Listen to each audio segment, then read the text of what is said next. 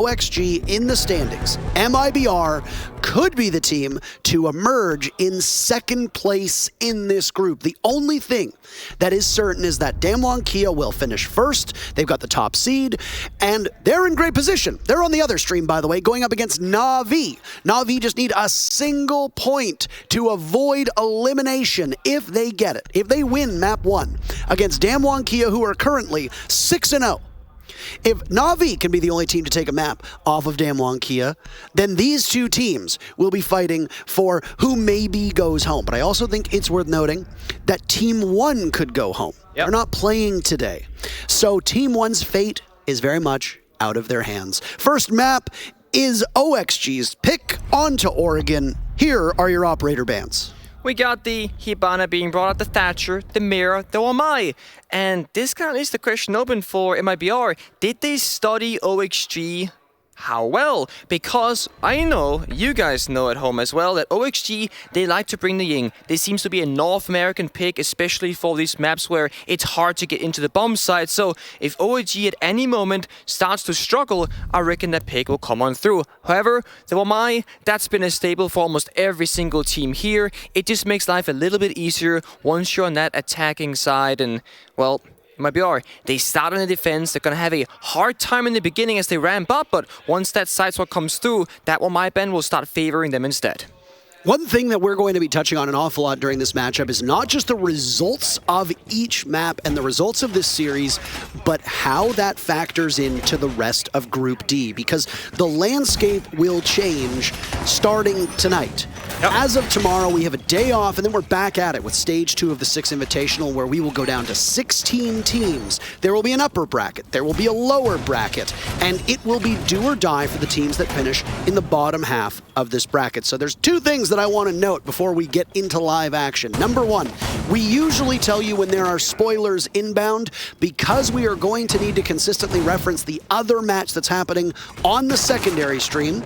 We apologize in advance, but we're just going to be talking openly about what's going on over there because it has implications right here. Apologies for those of you that are looking to avoid spoilers. Number two, the landscape of this group is that heading into these matches, Na'Vi, Team 1 and OXG are all tied at 4 points. If things remain the same, if MIBR loses this matchup 0-2, then that's it. They go home. Nothing else can happen. MIBR either need a win or they need 1 point to tie them with some of these other teams. Because right now, sitting at 4 points in a three-way tie is Team 1, OXG, and Na'Vi. Yep. So that really means the stakes are high, and if you're Team 1, it's going to feel the worst because, as you mentioned, Parker, they do not have any more games to play. Their fate is entirely up into the hands of the teams that are here on your screen. Mind you, at twitch.tv/Rainbow6Bravo, there will be the other match between Damwon Kia and Na'Vi. Put up both on your screen right now. That way, no spoilers will happen. You'll have information live on both. Meanwhile, Philippox and MIBR, they're starting out to try and lurk around, see if they can find some members of OXG, but they're all 5 super compact on that big tower side, playing nicely structured together. Speaking of Philippox, he's the only player on MIBR who enters this matchup having never gone negative, even when MIBR have lost. Philippox has still maintained a positive KD and positive rating. Ditto for OXG's Laxing and Yaga. So these teams, though not being world beaters and still having losses, they enter with these particular players carrying a lot of the weight.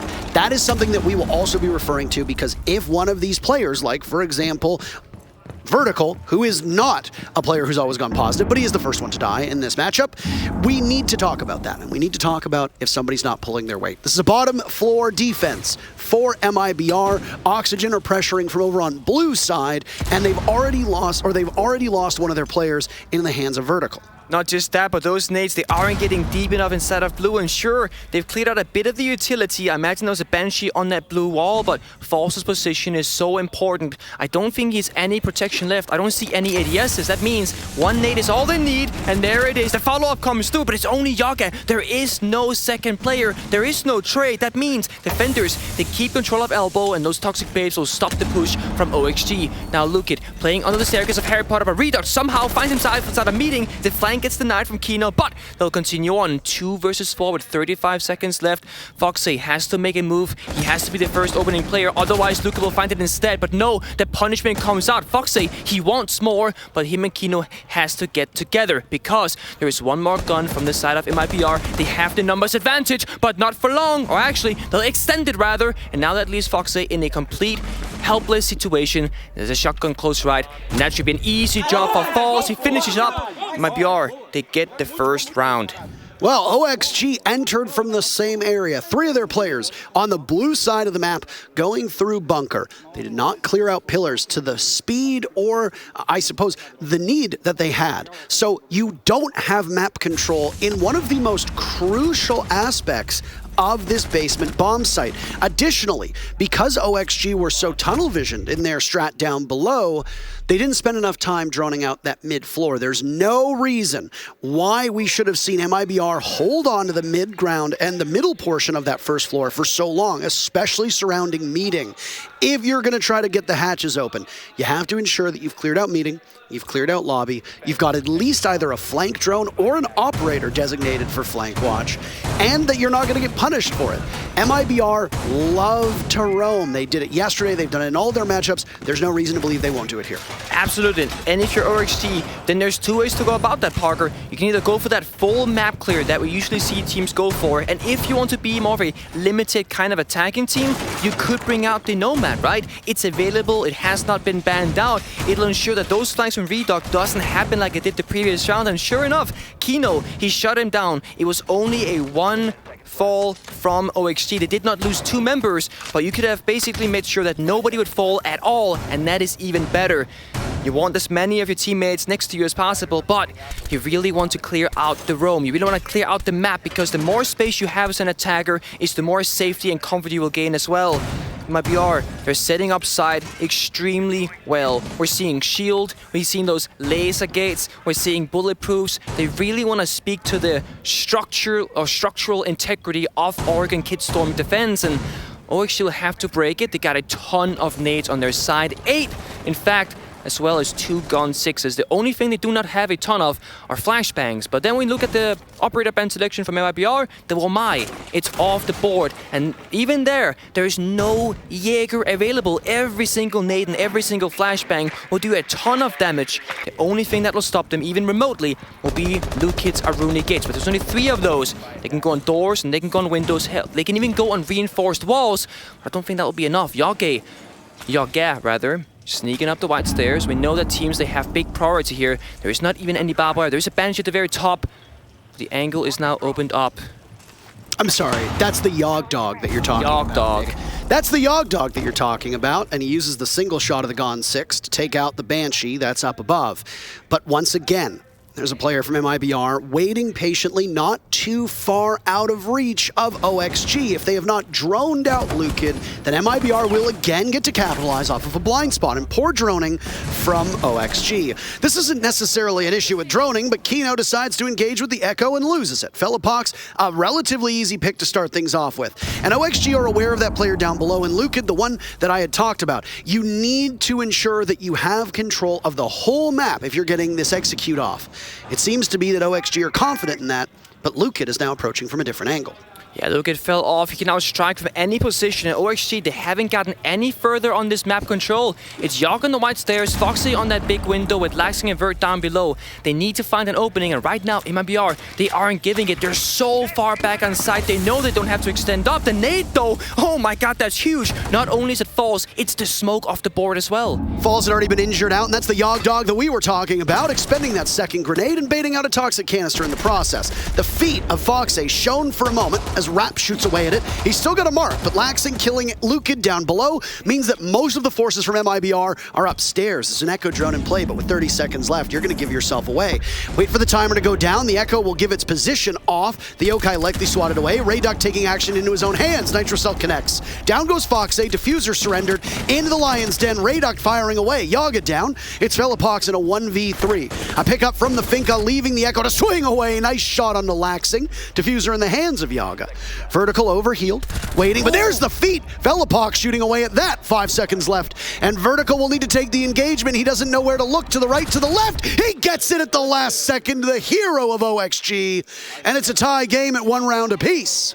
Vert making good work of those corners, made sure to take left, and right a 4th time, and that pays off in his favor because that's exactly where the last defender of MIBR was hiding. You got a question there, could he have ran away? Should he have stayed in that corner? It's those 50-50 decisions, but ultimately it was Redox C4 that allowed MIBR the space to come back in this round. Velipox, nice prone here, takes out Yogg on the plant. That's something I haven't seen much of. Very well done for him. The Echo Jones or those Yokai Jones as well, doing good work, slowing down OXG. I know they love to play for the plant. Foxy being so efficient at spotting the openings and allowing his team to get into the position of trying to get down the diffuser. We all know once the diffuser goes down, attacker's in a really good position.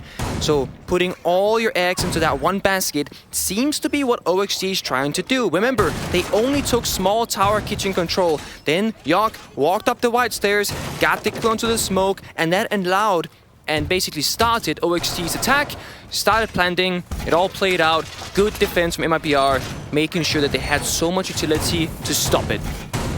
Similar fashion, as we're going to the 3rd bomb site of this map, we're not going back to Kids Dorms, we're going to Meeting and Kitchen. Not the dining bomb site, the Meeting and Kitchen one. This is something that you can kind of ask yourself, which one do you think is better? Honestly, in my opinion, if Maverick's on the board, I like the dining one because Maverick can make really good work of those big tower walls into sight, but that's where MIBR, they're actually playing it open, they're playing it soft. That means the Maverick will not have as good of an effect as normally. That might just mean that OXG, they have a harder time approaching the map. So far, it doesn't look that they care anyway as Laxing's on this master bedroom rappel. And of course, OXG, they are never alone. If you see one player, there'll be 1, 2, 3, maybe even 4 to follow as they're playing close together. But I say that, Velipox takes out the single lone member of OXG, that's Yogg, off the board. Say goodbye to the Finca. No adrenal surges available, and those nades are down as well. But we are very much in a frag grenade meta. The only secondary gadgets being brought by OXG are 4 sets of nades and those 3 flashbangs in the hands of Kino. So you don't just have insurance policy, you have an entire insurance company at this point. As Yaga doesn't need them, Vertical, Foxy, and Laxing will have access to them. Depth charges, as they have been referred to, with the amount of grenades that are killing people from below. And there will be some players from MIBR upstairs. This is a meeting and kitchen defense from MIBR. They did not want to go back to dorms, even though they were unsuccessful. The bomb site being unlocked means let's go somewhere different. Wall in the kitchen already opened up. Mess hall / cafeteria in control of OXG. They got plenty of time as we're at the halfway mark of the round. Absolutely. OXG now, again, every single member is on the same side of the map. There's a clear line that we can draw of what control is whose. And MIBR, they got the most of it. They have the verticality. That's all they need to shut OXG down. There's no way they can get into the bomb site. And even if they do, there's nowhere they can plant. Nowhere is safe. Lukid trying to get cheeky on this door. It's barricaded. And that kind of saves OXG from the flank that Lukid has been so good at trying to find. Falls inside of server. Doesn't have a whole ton of help, but he has enough. He has a shotgun, of course. He has those toxic babes. It sounded like a platoon of drones was heading in Fall's direction. If things get a little bit too hot and heavy, he can drop down the hatch, and he's positioned in such a way. 2 grenades get baited out, but he's in the opposite side of the door. If he swings onto that doorway, he can quite easily tear through them with the shotgun, and he saw the leg of the thermite for a second. There you go. Kino plays that incorrectly. And a nice swing from Falls, but a follow-up. And it's martyrdom from Vertical, rather, to take out Falls. Radux is gone, too. OXG have blown this wide open, but they still sit at a 3v3. Only 30 seconds left in the round. And control of kitchen, as we talked about there. All of these grenades have been used. All 6 of them now in use. Vertical, 2 kills to his name. They flushed out Falls as well. Lukid waiting for the push through security. It's an easy tag on the Laxing, and he breaks forward. Diffuser in hand of Foxy going down quite well, and it's in the post plant, as OXG will maneuver their way out of the bomb site. Raps on the hunt. Just inches away from that diffuser. But OXG have vacated the premises, Nick. They are as far back as you can go. As Raps is taken out of action by Vertical, it's Lukid in a 1v2. Half of the diffuser down now, and Lukid is on quite literally 1 HP. He has no idea where they are, and with the wherewithal that he has, and the ability that he has to ensure he doesn't get hit by a single bullet. Still here, still waiting, dawdling, twisting, turning, twirling towards freedom? No, towards death. And that's it for MIBR. It's OXG taking 2 in a row. Extremely well-disciplined 1 versus 2 from OXG. They didn't give a single piece of space to MIBR. They knew the bomb was down. That's what they want, remember? Once that succeeds, they know that they're in the driver's seat. They just gotta play it smart now, play it together. And honestly, so many grenades were tossed out. So many grenades kills that round. I counted 2, and that's 6 grenades total. But remember, they actually would have had 2 more on this side of Yogg had he not fallen as early in the round as he did. When you're playing up against 8 grenades, with Omai being banned, you can almost say that OXG is taking advantage of that fact. And we spoke about the Nomad earlier for these limited ticks. It makes really good sense. And now that we're back in the basement, which I think OXG expected as that bomb site has opened back up, this is a really good idea. You can now do the same similar approach if you want to, as the last time around, going big tower, going blue, and those air jabs will ensure that nobody from MIBR will be able to flank you, or at the very least, make it a little bit more difficult and buy you more time and comfortability. Maybe basically meaning that more guns can go to your side in the right direction. Last time we saw it was Kino and Fox trying to clutch it up. It didn't really work, and that's because Falls playing with that shotgun, playing close really well. Both of the round victories from OXG have been relatively close, if you think about it. Final moments, teams trading back and forth. Every single round thus far, MIBR have been the team to get the very first pick, and all of them have been uncontested picks. Yep. No trade back for quite a while. So you have an upper hand, and yet OXG in these 2 rounds still managed to overcome that. Heading into this matchup, Oregon has the distinction of being the most defender-sided map here in the group stage with a 56% win rate for the defense. I know that doesn't seem like much, but that means that usually you have a better chance every single round, irrespective of what site you're going to. So the fact that OXG have been able to take 2 rounds, even while being behind in utility and in man count, is a very promising sign. But they really struggled with this bomb site. I don't know what they're going to do to change up their attack on the laundry supply, but we got 2 minutes to see how it unfolds. That would do. You said 56% for Oregon. That's the first map of the series. Second map of the series is Bank. That one has the lowest win rate for the defenders on 40%. So complete opposites in these 2 first maps that we're going to be seeing. But we're on Oregon. It's defender time. It's where they're favored. And MIBR, they're keeping up the same pace, making sure to slow down OXG, killing some drones and making them fight for all the injury points. Vertical and Laxing now on this tier 1 of Big Tower. Playing together, making sure that no one's left alone. Falls doesn't really try and go for that hatch contention. Smart of him. Foxy breaking it apart with the torch.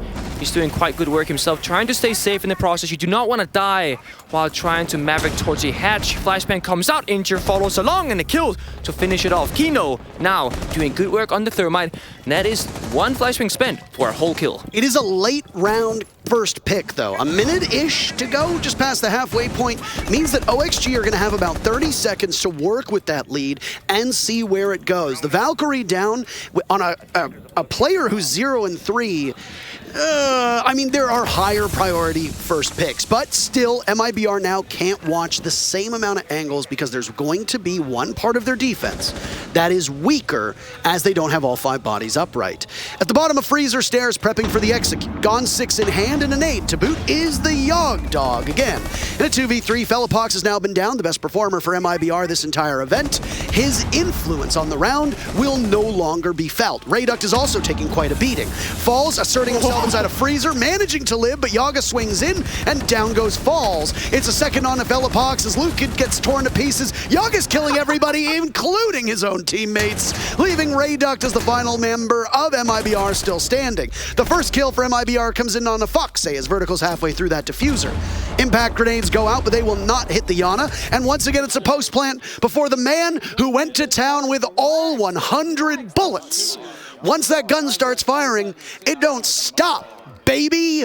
Yaga gets the final kill. OXG's up 3-1. I know LMGs are fun to use, Yogg, but honestly, if there's a teammate, crossing your crosshair, it might be worthwhile, letting go of left click for just a brief moment before continuing on, just destroying absolutely everybody in the server. He killed the injured player, killed his teammate, found 2 kills following that, and really great injury from him. I really thought that grenade onto Falls inside of Freezer would have just ended him right then and there, but Yogg, he followed up with that grenade and ensured if the nade doesn't can do the job, I will instead. And I really want to praise OXG's drone work. They only lost 4 drones when that execute came through. And the reasoning for that is how they're using their drones. They're basically droning up into positions that they care about, and then instead of going forward and losing them, they just stick their ground. They're not overly aggressively droning further than they know that they need until they need to execute. And that's super important because if you let MIBR run around the map destroying every single drone on the roam game, you're going to be absolutely blind for the execute. And when you're out yelling, like Foxy is, you need as much of a picture painted as possible. That's going to make your life a lot easier, but also you're just going to have a much higher chance of winning the round. Remember guys, last time we saw OXG at an international event was Sweden Major. What do you know? Foxy unfortunately could not attend. This means it's the first time in a very long time we're seeing the full squad of OXG on international turf. Other than that, at a LAN event, we did see OXG at the NL finals. They got 3rd/4th. They lost their first game, their opening game, against Sonics, and that was all that they had that turned around. So we haven't seen much from them, and what we've seen so far here at Invite 22 has been mixed. Mostly good, sometimes bad, but the biggest thing is that they've just been failing to close out leads. Right now, they're in that lead again, 3-1. Can they continue up and actually close it out? Nick, they've got vertical on IQ, by the way. Yep. I don't know if they needed an IQ at any point over the last couple rounds, but they're bringing one nonetheless. Funny enough, most times you see a team bring one is because they feel like they're getting beaten by black eye cams that they can't discover. But if you look to the right side of your screen, there's no Valkyrie being played. So even though there was in the previous round, that was Raps running with the Valkyrie, there's none this time. Immediately, vertical is on that gadget that IQ has, the scanner, so you can see exactly where all the gadgets are. You're gonna paint the picture here if you're vertical, right? You can try and map out where are the strength of MIBR, ADSs, Banshees, etc. And more importantly, where are the Kite Claws? Can we grenade them? Do we have to Maverick our way through the hatch? And that, again, when you're Foxy, when you're out yelling, this is really good information to have. We'll want to talk about the other stream just for a second. It's going on at twitch.tv/Bravo. Spoilers, deafen if you don't want to hear about it. Damwon Key are up 4-0. All right, there we go. So, we're back in the action here for everybody watching. This is, apparently the match on the other stream is going quite fast. All of the games today are going quite quick, Nick, as is this round. Deceptively fast. Only 2 more attempts at defense for MIBR on a map where the defenders have a 56% win rate. Here at the 6 Invitational, the fact that MIBR have only picked up a single round, and because Oxygen has 3 rounds, means that MIBR cannot win this first half. That is very bad. Yeah, and honestly, I respect the fact that MIBR is going back to basement. They recognize that, oh my god, the double air jab. Not one, make that 2, and now you're stuck inside of green hallway. In fact, you're stuck in the grave. Redot once again tries to go that same flank, but the Nomad really punishes it. Laxing read off of that immediately. On drone, air jab goes off. Laxing quick to act. Malusi down, and one of the better performers on MIBR is now unavailable. But again, another late first pick. So MIBR won't have to wait too long at a numbers disadvantage. But as was the same with the last round, MIBR will not have another set of eyes on one of the entry points. But they've equalized. Kino is dropped. Thermite down. Likely that those exothermic charges have gone somewhere. Nades will rain on out. Yaga still inside a freezer. This has been his workplace thus far, and in the midst of the smoke, he has to be concerned with somebody swinging in his direction. 15 seconds, now Foxy will fall. Luca has been down through the wall. Yaga gets 1, but Raps picks up 2 of his own, and a 3rd for Raps, a quad in fact. Last one up is Laxing, but Falls denies the ace, and MIBR take their 2nd round on defense. I will say, scrappy from MIBR, but they found the picks. Yogg inside a freezer got shut down. You said that's his workplace. That it is indeed, and even though he had Toxic Babes tossed his way and 2 players swinging him, he still traded 1 for 1. Yogg really doing a ton of damage onto MIBR, but it wasn't enough. Rap said, hey, watch me, this is my turn now. 4K, as we've seen so many times throughout the last 2 or 3 playdays of Invite group stage, but the ace does not unfortunately come out. He tried to go for the wallbang onto pillars, and Foxy, he almost ate the bullet, but it was oh so close, but not quite close enough. Phillybox 6ing onto Echo again. That's going to signify we're going back to Kid Storms, because that's where this particular operator came in extremely handy from the setup in MIBR. And yes, if you guys recall, OXG did end up winning the round. It was Vertical and Phillybox in that 1 versus 1. Vertical checking each and every corner, found him with 2 seconds to spare, and thus OXG found the first round of this matchup. Then they took the following 2. That means now we're tied up, or almost tied up rather. We're 3-2 in side swap. on this later half of the rounds, OXG have started to find the opening kills. Didn't work for them in the last round though. So you gotta wonder, how can you start closing it out? The three most commonly banned operators that we see on Oregon are Miro, Wamai, and Valkyrie. Kaid is up there as well. Nothing about these bans are strange enough to suspect that we have an attacker-favored Oregon. No. Again, that means Oxygen are overperforming the win rate of attackers. When the side swaps, given what we know from the bans and the way that this map plays out, that greatly benefits OXG. So for MIBR, your win condition is rack up the rounds on defense. When you go to attack, try to secure an early round, break the timeout from OXG, burn it out, flush it out, and then hope that if you can't win outright, go to overtime with 2-4-2 side swaps. Now MIBR, you don't have a win condition at the moment. You have a draw condition. That's win this final and fateful defense, go to the next half, and hope that OXG doesn't perform better than you did on defense, because if so, that puts the likelihood of OXG winning up significantly higher. Yeah, I'm really curious to see what the side swap will be like. Will we just see these really weird rounds where, yeah, well, our statistics say one thing, that Defender sided Oregon, but what do you know? Whenever we're casting these games, it always seems to be the opposite way around. So the stats really are skewed in one sense or another, and that's the thing that how Defender... Vertical, good night! I'm sorry, smut is not allowed on this screen right now, Nick. That is not safe for work. Shield your children's eyes, please. They are not allowed to see this. That is ruthless, Vertical. Nice shot from you, and that's an earlier in the round kind of opening kill. We haven't seen those lately. It's been very late usually. I really wish, and if we see this, production, if you're listening to me, I would love to see Lukid's reaction to that kill full screen at some point. Maybe at the tail end of this round before we throw up the half swap. I would love to see how Lukid reacted to that. Roni in hand, by the way, 4 in a Rooney means you only got 16 bullets, but that thing is so deadly, strong rate of fire, relatively low recoil, but he just gets simply outgunned by the Yana. Yeah, and we're seeing the exact same attack from OXG. They got York on the white stairs, 2 guys outside a big window. Laxing trying to get active on that Gen Repel angle to cut off the bomb site in half. Quite good. I would love to see a Kid Storm Repel from that 5th player of Vertical, but he's down below. He's trying to do some damage. He might have an 8 in his pocket. I can't see it right now, but we all know once Fox jumps in, that's to activate the plant. There's only 1 nade left. You're correct. That's Vertical. The depth charge goes out. Damage. Oh, Falls gets away with a single HP. That could have been another player from MIBR taken out. I don't know if Vertical is aware of the damage that he did, but he's going to look to secure that kill. If you're the smoke of Falls, you want to get rid of those toxic canisters fast, because you might end up finding yourself on the wrong side of Oxygen's aggression. Foxay waiting for the call now as he rushes in, but Rayduct gets one, Raps and Falls in on the scoreboard too. Teams trading back and forth. It's a 2v2 with 20 seconds to go. Raps down or damaged, but still upright, pulls out the pistol, can't outduel Laxing. Few can at this event. Rayduct in a 1v2.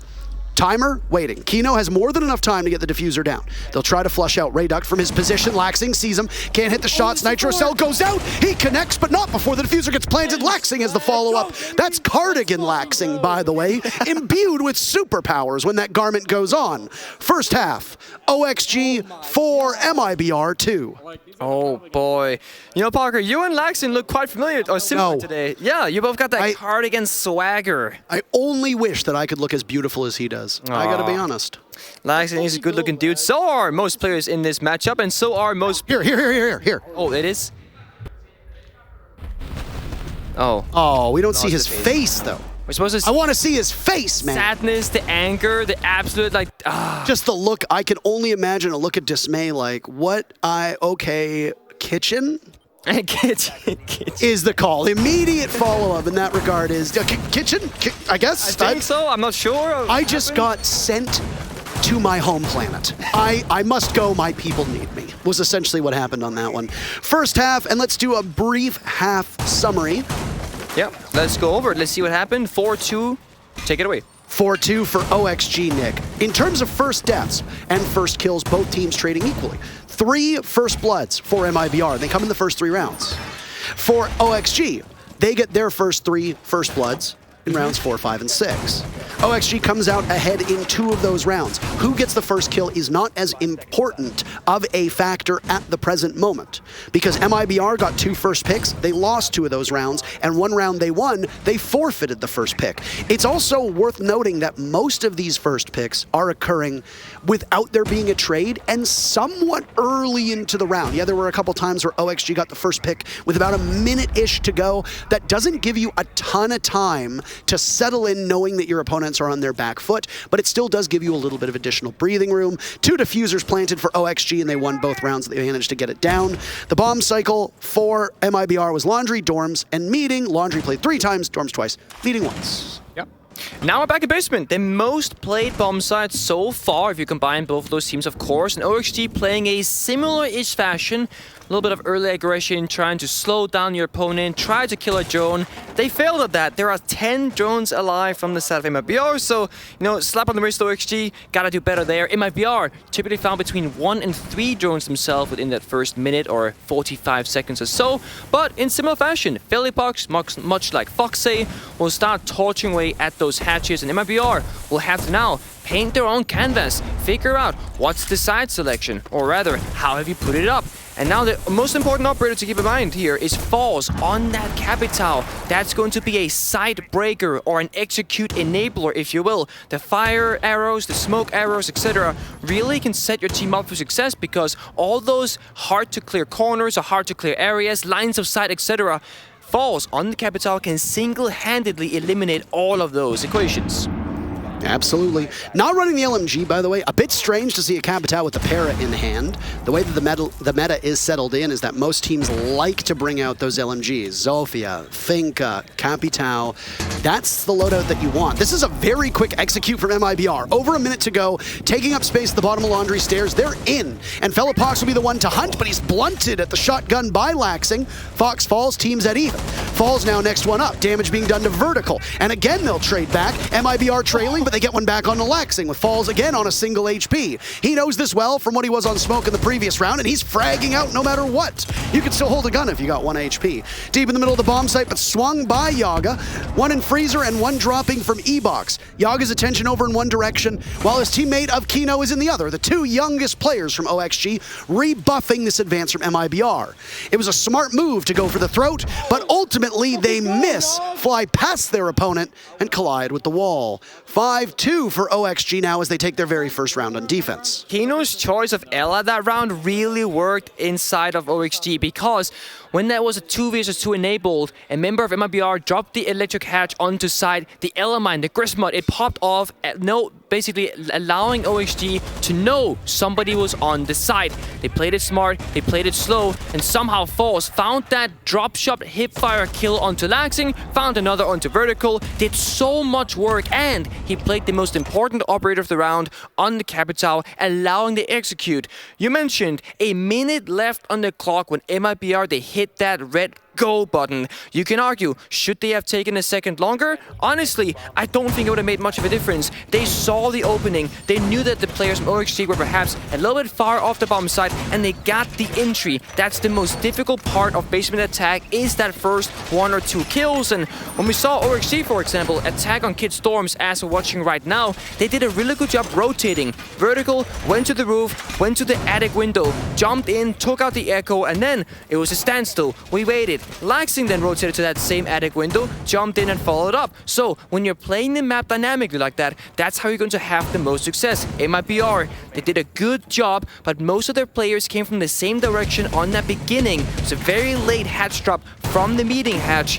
And really, you didn't really have much of a numbers advantage because you're so isolated. The other thing worth noting there, as MIBR brings the Brazilian operator of Capital yet again, is that the defender ban from MIBR was against Wamai.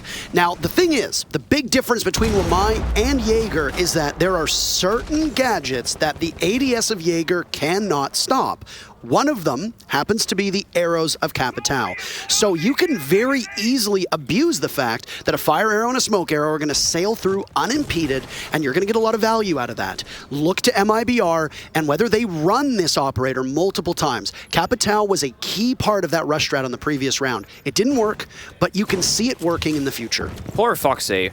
I think he went for a spawn pick or a Val came outside that satellite window, got injured, had to almost bleed out, but eventually Reduct, he got the kill. That's the opening pick for this side of MIBR, and that's rough. Playing a very, very early round opening kill. That's a hard 4 versus 5 on Kid Storms because you genuinely want as many weapons as possible because there's only very few injury points for your attackers. And when you got Capital on this side of MIBR, that's going to make the defense even more difficult. Floor is being bought as well. The Re-Terror drones can do so much damage, clear out every single shield, and when there is no mute on the board, they can just roam completely free on the bomb site. I like what MIBR is trying. We're watching an Oregon without a hard breacher. The only hard breach coming in the hands of those can openers that we just saw get applied to the wall inside of Master Closet. It goes into the adjoining part of the map where you can get a diffuser planted down. That's the games portion. Default plant spot is next to that food value. Rotero drone's still going out. We said this yesterday in the broadcast. They do a deceptive amount of damage and have a large explosive radius and can tear through most gadgetry that they tend to find. Yeah, the only thing to stop the plant here is 1 C4 from Laxing and 3 Toxic Base from Kino. Good job holding on to those boys because had you spent them earlier, I really don't think you had any chance whatsoever. And now at the very least, you got something going for you, but we spoke about round dynamic play and rotating accordingly. In MIBR, they have sent the player to that big window. It's Felipox on the finger. And that means MIBR will be striking from 2 angles at once. It'll be Trophy Door, the breach inside of Closet, and big window. Kino still has all 3 toxic canisters with 40 seconds to go. Make that 2. First canister goes out by the big window. And now from below, it's Yaga to engage with Lucan, losing the gunfight, though. That is a bad position for OXG. They've now given up control of White Stairs. Nitro Cell from Laxing is good. Falls didn't really have anything going for him. He dies. A grenade goes out on the Kino. 20 seconds left. Vertical and Laxing are the 2 to hold down the fort. It can be hard to pressure this bomb site when you don't have control. Adrenal Surge comes out as well for MIBR. Rayduck lines up, Vertical takes him down, greets him willingly, Laxing the next one in the line of fire. Vertical swung on and Raps collects the final kill. MIBR get that first pick on the Fox A. The entire round, OXG is down a body and MIBR make a systematic clear of that first floor and then wipe out the bomb site to pick up their first attack. Really good flood from MIBR, recognizing Laxing was in fact on that armory stairs flank from lobby. That meant the only player inside the bomb site was Vertical, and once he took down the floors, who was trying to plant, they recognized there is no one there to help him. He only has so many bullets to go, and you see here, Vertical practically ran out with that pre-fire onto White Stairs. They flooded him to with 3 players, took him down. Laxing, last man standing on the flank with very low HP, no C4 in hand, can't get the job done. And now, we'll be going through that same similar rotation. Basement, dorms, meeting. Both teams doing the same kind of dance. 5-3 is the scoreline, and OXG, they're looking for another defensive win because they've won 1 and they have lost 1. Opening kills, really good job from MIBR. They have actually found them both times now on their attack inside, and that's exactly what you need to get going for you to increase your odds of winning. Remember, 56% defensive win rate, that is the name of the game. Although, so far, more rounds have gone to the side of the attackers than that of defense. In fact, it's been 5 rounds for attack and just 3 rounds for defense. So, the stats, I'm almost gonna say they lie, but they certainly aren't telling the full picture either. Every single region and every single team within every single region, they play the game a little bit differently. You're not gonna see every single, like APAC and EU, they don't play the same way. And more importantly, you can argue that, for example, theoretically, EU can beat LATAM with quite easily, but then NA can beat APAC quite easily, but then LATAM, they beat everybody, and then it's like, well, what happens next? It is an interesting situation, especially within this group, and we would like to remind you that there is a match going on the other stream. Spoilers inbound. Damwon Kia went out to a 4-0 lead, but Na'Vi are tightening it up. The scoreline is currently 5-3 in favor of DK, but there is still much to go. Funny enough that the scorelines are identical at the moment. That they are. OXG was up 4-2. They've traded back and forth. Now, the thing is, OXG still remain on this favorable side. You're right in saying that this is an attacker-favored Oregon at the moment, but we still have a couple more rounds to go. If MIBR keeps winning, then we know it's attacker-favored. But if these teams just kind of go back and forth based upon what bomb sites are played on, OXG only needs to win 2 more, and that's it. No overtime is required. If overtime is needed, OXG's defending twice. Yep. So the better side in overtime goes to MIBR, which is attack again.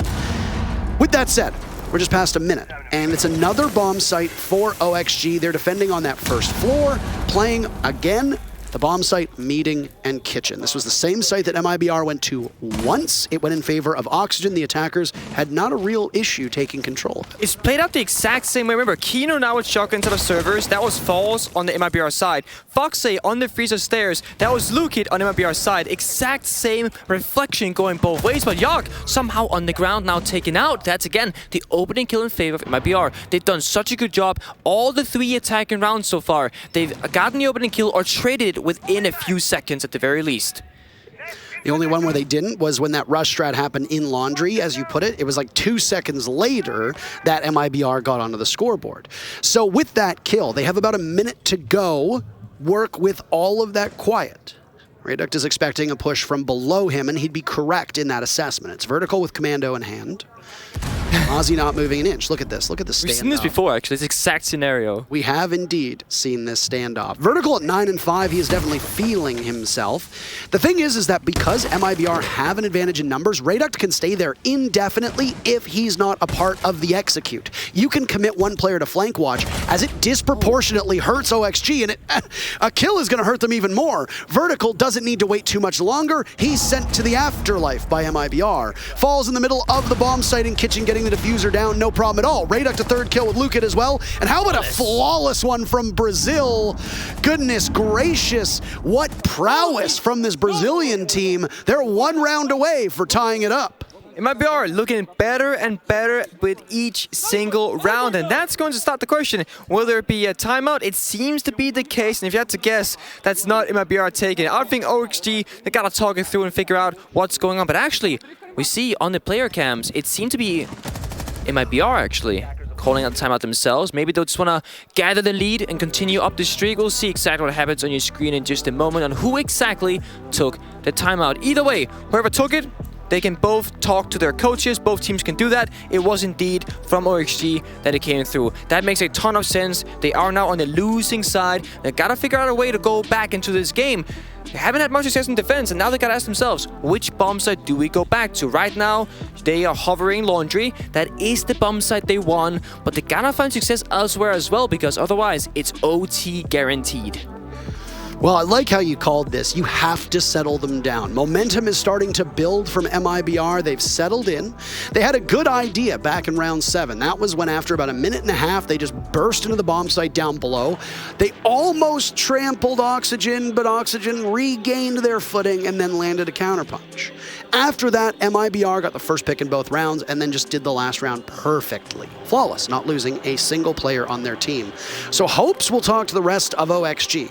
Try and see what they can get working.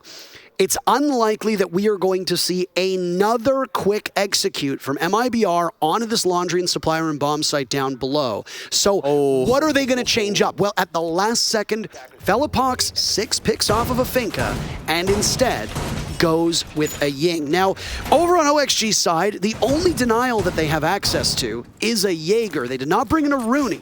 So if you need something to break those laser gates, you don't need to use Candelas, and you don't need to use other utility to clear the way. As long as you can burn out the 3 ADSs, you have that 10-second window to toss out Candelas, do maximum damage, and potentially have a set of smokes. Felipox is bringing the smokes, so this looks as good as can be for MIBR. Yeah, remember guys, the opposing team does not see the 6-pick. You show all 5 characters, then you get a 1 6-pick. That means you can change one of those 5 operators that you've shown into something else that is hidden. Felipox 6-pick the Ying.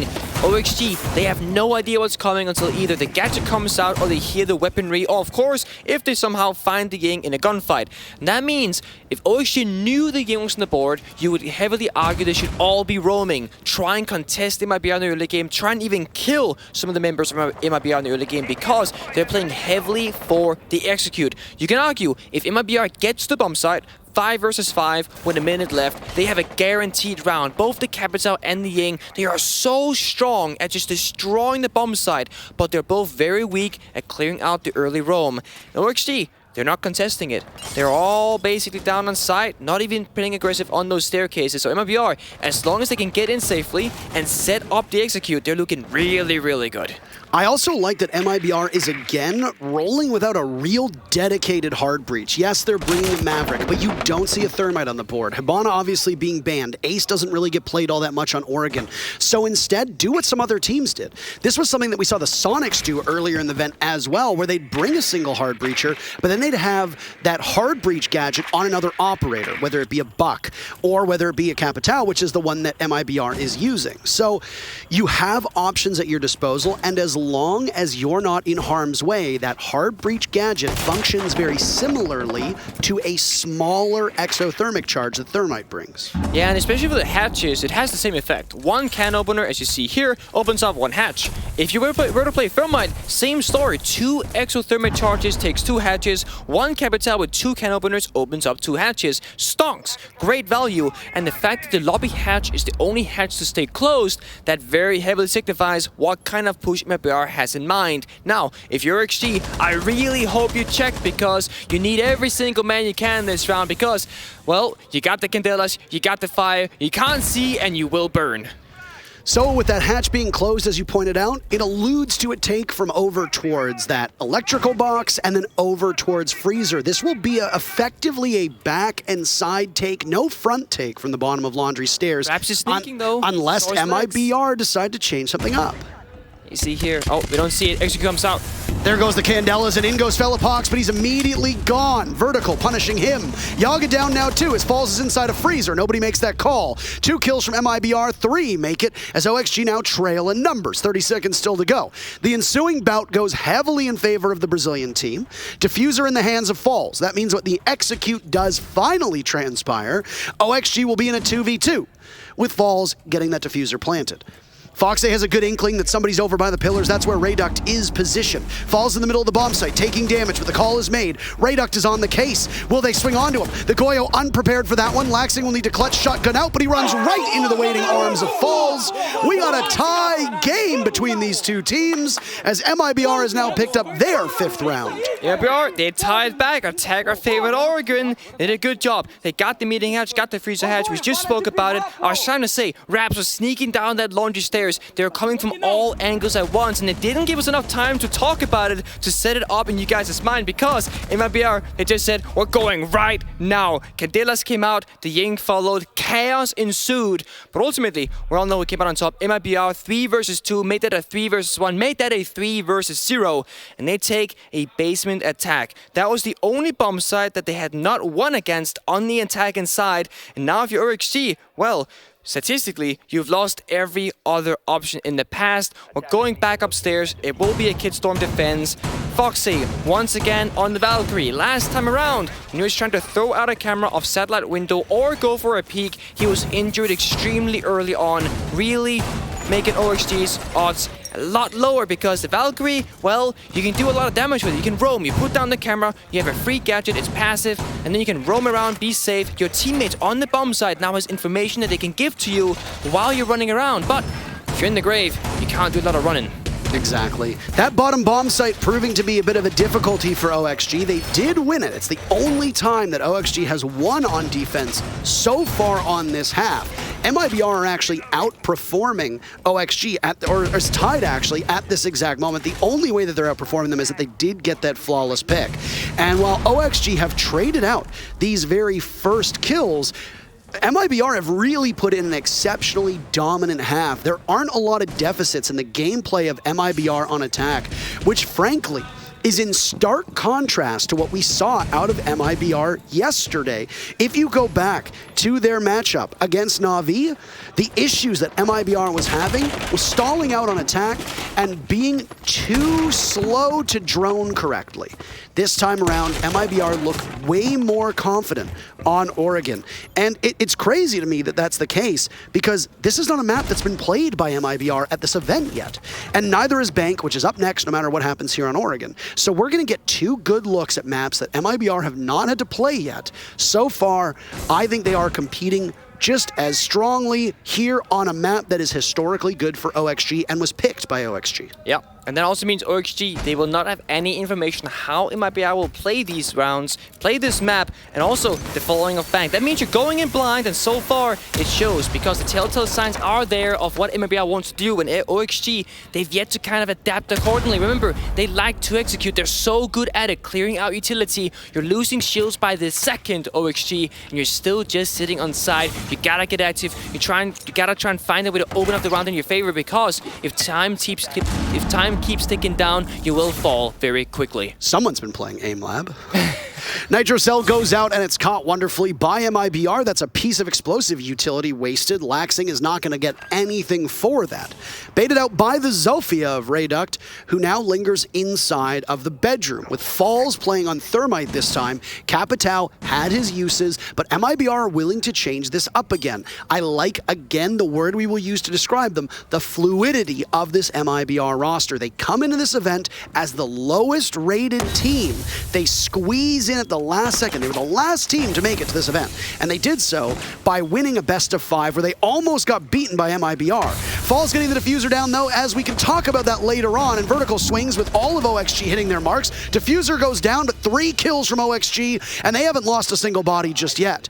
Lukid and Velapox now scrambling in the post plant. They have tons of spam pings and grenades to boot, but they won't be able to do anything. A flawless round from MIBR in round 10, answered by a flawless round by OXG, and it's match point OXG. That looked so odd.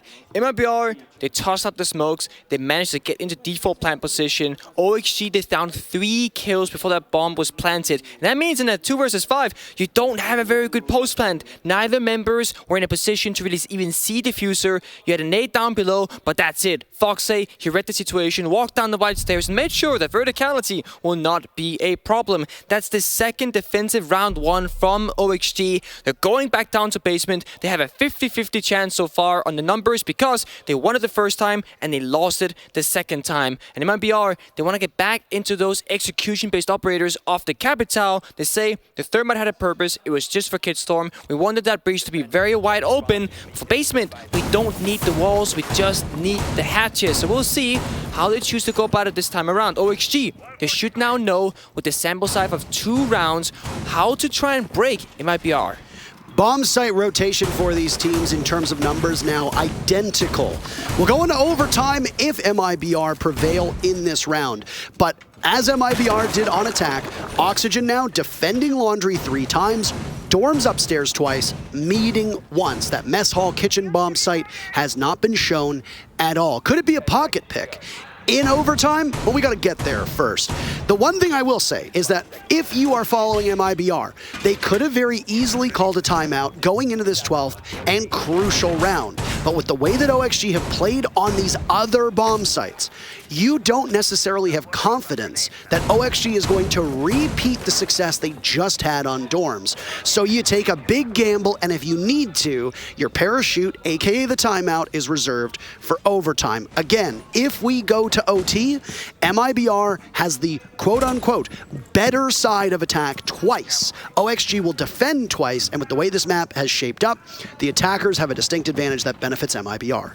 Yeah, and remember, yes, OXG, they won the last round, but before that, it was MIBR with 3 in a row, so arguably, momentum still in that Brazilian favor, and they gotta work their way through it now. We see early aggression from Kino and Foxy playing together, making sure that if MIBR really wants the staircase, they need to fight for it. It also means we can try and kill some drones, but top right, you see a drone counter, only 1 drone has been shot. This has been a issue for both sides, where the defenders, they just aren't getting out on the map, and they're allowing the attackers so much information. Really, it's going to make your life harder. Now, you gotta try and figure out where will MIBR strike from. They're gonna keep making you guess because they haven't opened up both hatches yet. In fact, actually, they're going through all 3. We got the can opener on Lobby and Freezer, and we got the Maverick on the meeting. So now if you're OXG, you're like, well, what are we gonna do now? It's everywhere. We need to now guess 50-50. Will it be a frontside take or a backside take? Remember, last time this attack came through, they came from everywhere. 2 things right now that I'm thinking. Number 1, even though OXG OXG knew where the execute was coming from on the last take by MIBR, it didn't matter because they still lost the round. But this time, the question I have is this MIBR putting more bodies in different places? Because MIBR might be weakening themselves if they're too spread out. Maybe they're spreading themselves too thin. Do have two players outside blue construction. That's where Reduct is on the floors. That's a key operator. It's the easiest way to clear out elbow position, something that every single defending team loves to play. Typically also where smoke will be as well. Now they're going to walk on in. No shot there. Foxy found the opening kill. That's going to bode very well. A second to follow too. That falls off the board and the Capitao. That's two big picks for Foxy right when they need him the most, and all the dominoes falling for MIBR. It doesn't look good. Rap's in a hopeless situation in a 1v3. He's got plenty of time to work with, but the moment he fires even a single bullet, they're going to know where he's coming from. Whether it's the bomb chassis or inside a freezer, Raps is deep in the middle of the bomb site, and there's no way out. He's a sledge, but the walls can still collapse in on him. Waiting, twisting, the diffuser within reach, he picks it up. There we go. Now he picks it up and will go for the plant, trying to bait out the players from OXG. He's popping up, and Vertical says it's like a game of whack-a-mole. You come up, I swing the hammer, you go back down. MIBR had momentum, but at the last second, it's a valiant effort from OXG to pick up two crucial rounds, and they survive a scare, taking their own map by a score of 7-5.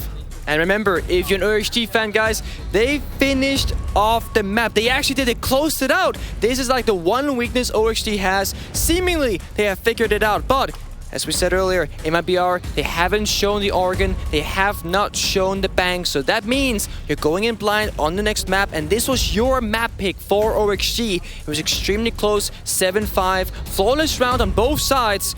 Now we're going to MIBR's pick, and OXG will really have to show if they have what it takes. Otherwise, we're going all the way to a third map, which would be Cafe. Well, Bank is up next, and we're going to see that get played out from the first time by MIBR. It's been played twice so far by OXG. They won it once, they lost it the second time. So if you're MIBR and you've done your map ban prep, you know how Oxygen is going to play this. You know how they played it in the NA League. You know how they're going to play it here. So you've got your work cut out for you if you've VOD reviewed them. Now, in terms of Oregon, this was another map that we didn't see MIBR on. So for both of these maps, OXG came in without having any recent idea of how MIBR played outside of when we saw Bank being played by them through the quals and at the tail end of BR6 and LATAM. So OXG, I honestly think we're not necessarily the better team on that map. I think both teams were a coin flip away from winning it, and OXG just managed to find a couple rounds where, again, MIBR's issues with drones came back to haunt them, especially those last two rounds. You talked about the drone economy. It didn't seem like MIBR was using them as readily for rounds 11 and 12. Yeah, I'll say, if anything, OXG to do a better job at kind of figuring out what exactly they want to do. MIBR, they seem to just kind of strike from everywhere. Sure, they want to execute, and sure, of course, they want to plan, but it's not as true of a strategy of that of OXG, where they really had a very specific way of doing it in mind, where more fluid from MIBR. Absolutely. Will that fluidity of MIBR continue? Bank is a very different map from Oregon. It suits a roam better. It's way more wide open. You're going to need to drone so well. What were you going to say, Miz? Super open. Super open. Well, we're going to close off this map, though, and look towards Bank. But before that, a break. We'll be back in a couple minutes with our second map here between OXG and MIBR.